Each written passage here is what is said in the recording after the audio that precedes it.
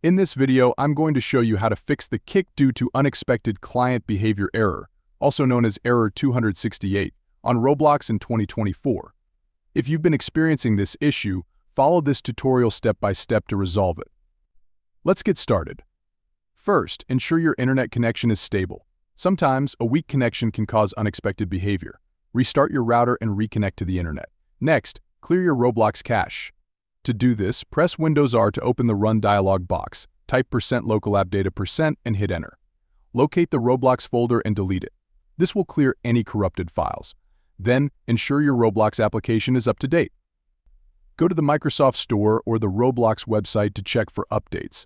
Additionally, disable any background applications that might interfere with Roblox, such as VPNs or other software. If you're using a VPN, turn it off and try reconnecting to Roblox. Finally, check for any updates for your operating system and graphics drivers. Outdated drivers or OS versions can sometimes cause compatibility issues with Roblox. By following these steps, you should be able to fix the error 268 on Roblox. If you found this video helpful, please like and subscribe. Thank you for watching.